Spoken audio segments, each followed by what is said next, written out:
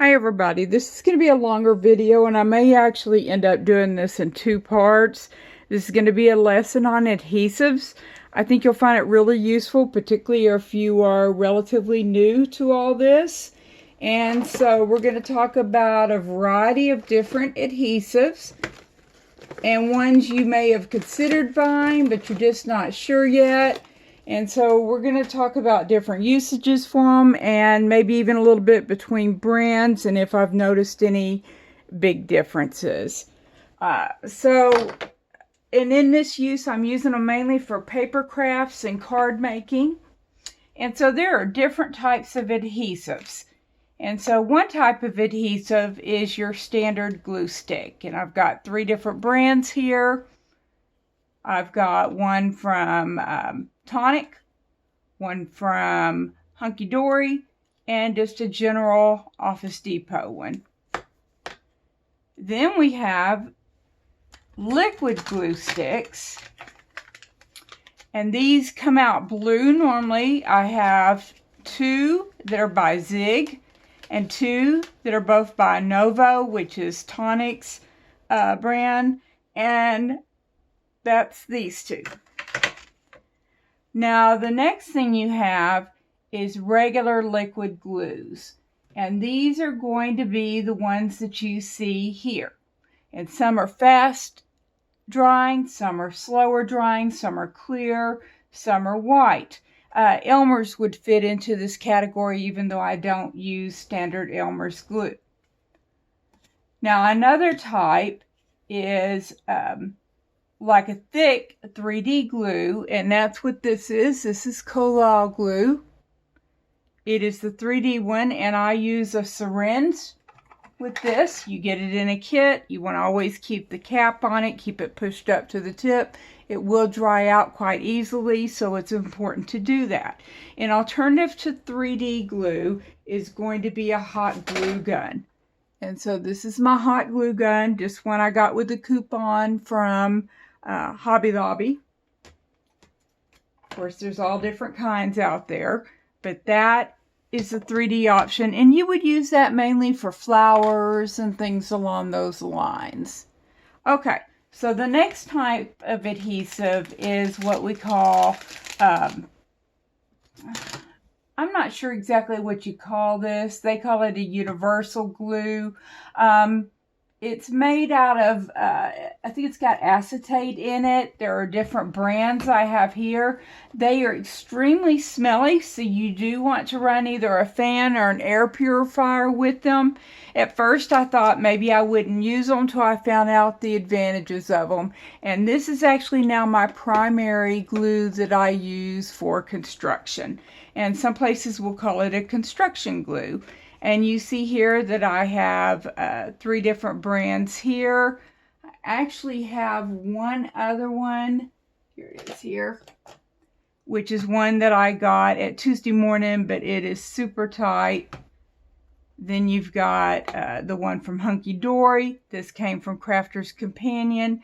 It had to be brought in from overseas. When I got it, the bottle was open, so it made my whole package smell. And I get this kind now from Hobby Lobby with the coupon.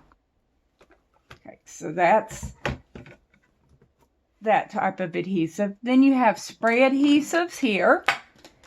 And spray adhesives can be temporary spray adhesives, such as KK2000, or they can be permanent adhesives, and sometimes the same adhesive, this one can be repositionable and it can become permanent depending on how you put it on and how long you let it sit. Then I have Eileen's Tack It Over and Over, and I actually don't use this for my crafting. I use this on my mats with my cutting Brother Cut and Scan. So when you have mats for a cutting machine, not the paper cutting kind, but the not the kind that you use dies with, the kind that it's all in the memory electronic cutting machine, you use mats with those, and when they lose their sticky, you want to be able to reuse them. And so there's that. Then you have tapes. And there are tapes that come in little pre-done, pre-measured types like these. They come in a dotty version. They come in a regular tape version. They are two-sided on that. They also come in a bigger gun version, which this is the most popular of the gun types. This is another one. This one is a Permatack one. Permatack Glue Glider Pro, and this one is a Scotch Advanced Tape Glider, also referred to as an ATG. Then the next type is a red liner tape. And you go, red liner? Well, they're actually clear underneath there, and they're a little thicker than some. And the main thing is these have a tremendous amount of grip to them. So when you're dealing with papers like fulls and things that are very hard to get to stick, that's when you want to use these. Use them with acetate when you're doing your shaker cards. So you want to use them for that. The other thing is low tack tape. And for low tack tape, I have tried so many different types of low tack tape. And you've got low tack tape that looks like this. It comes from Crafter's Companion. Then you have your standard delicate surface tape that I got at the hardware store. Another one, the duct tape, easy release from the hardware store. Regular masking tape. They are all low tack tape, but I'll be honest with you, they all tear your paper. So you want to kind of run them on your clothing or on a shirt ahead of time a couple of times to take some of the tack off to make them better. Another alternative is, oh, and by the way, out of the low tack tapes, my favorite is the Hunky Dory one, which is this purple one here. Your other choice is the washi tape, and you'll see washi tape all over. And you want to make sure it's true washi tape, not necessarily the brand, but constructed the same. And it works great as a low tack tape. Still helps to kind of take some of the stickiness off and to make sure you put as little of it as you can on your paper. But that is another type of tape. Then you have foam tape, and foam tape comes in little cut shapes, such as these over here. You have dots, you have squares and things, and I know it may be hard to see that, but that's what those are. Then you have strips, which is like a tape roll, and there's solid sheets of them. So there's certainly a lot of uses for those. Then the last one, I think it's the last one, these are two-sided tapes that you just run off the row yourself and stick them onto your paper. I use them a lot for envelopes, making sticky on my envelopes, because you can keep the tape on one side and then have it stick to your envelope with the other. The other thing is when you're dealing with really delicate small items such as lettering and things, you may want to consider a Xyron. And basically you put your item inside here and you pull it through and it puts sticky on it, so that then you just stick that onto your paper and it keeps it all intact in one piece. So those are the different types of adhesives that you have to pick from, and I just wanted to point those out, and then we will go into more details of them. Within certain brands, there are different ones that do the same thing, namely Eileen's, and you'll see Eileen's at the store, and Eileen's is one of the better brands that you can get, and you can get it pretty much anywhere. And you've got Eileen's here in a clear version. Here, Eileen's in a clear. Eileen's in a bottle where it sits down here. You sit it here and it's ready to go at any time, and that's white inside. Then this is a fast grab Eileen's. There's also quick glue of Eileen's, which is, here it is. This is the quick dry. Then Scotch, which is another good one that you can get at any store, comes in a quick dry and a regular.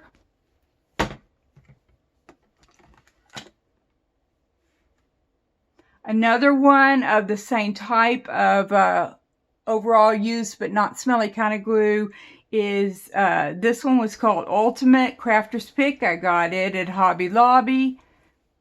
A little thicker than I prefer, but it works.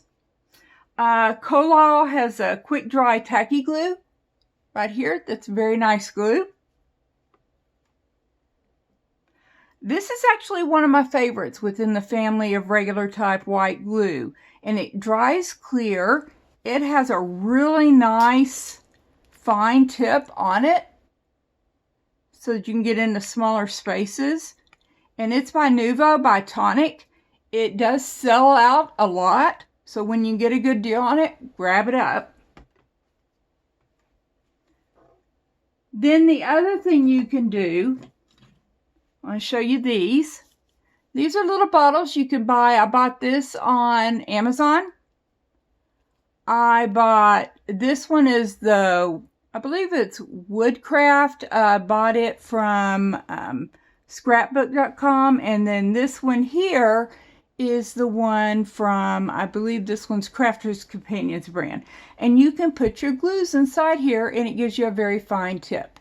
Now, you either want to have a way to close it up or keep a pin in it to keep them open. And even then, sometimes you have to kind of run a pin through them to open them back up because they do dry up easily.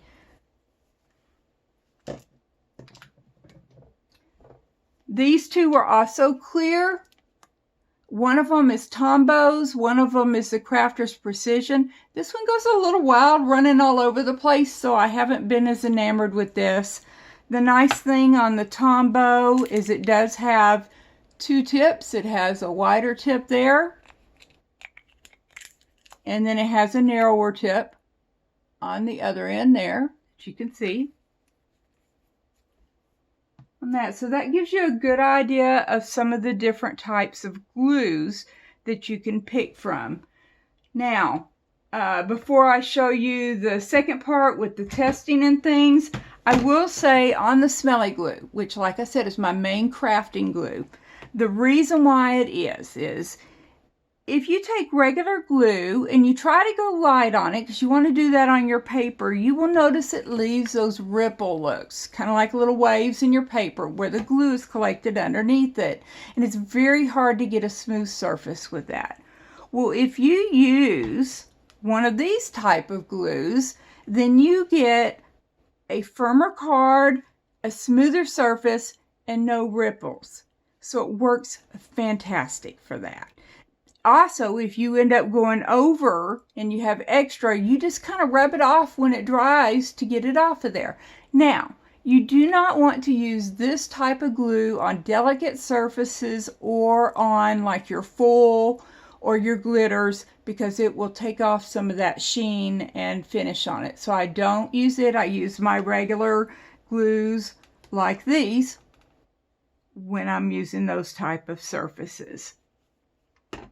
One thing on the dotted, the reason why you want some dotted ones, and this is an example, Crafter's Companion dotted one, is when you have something like lace, paper lace, and you want to get glue on there, but you don't want it all over the place. You want it just to stick to the part of it that is going to go onto the paper. You run the dotty kind of long, and it makes it where the sticky is only on the surface you're actually sticking. So that is where you use the dotted type. You do want to be careful if you try to do it on lettering, because when you run it across, it'll pull your letters apart. So I have learned that the hard way on that. So we're going to come back, and I have glued some things ahead of time, let them sit for a while, and we're going to see which of these is better, or at least has proven better in the testing I have done. Thank you for joining me. Be sure to like my video and share with others, and subscribe if you haven't already. Thank you. Bye-bye.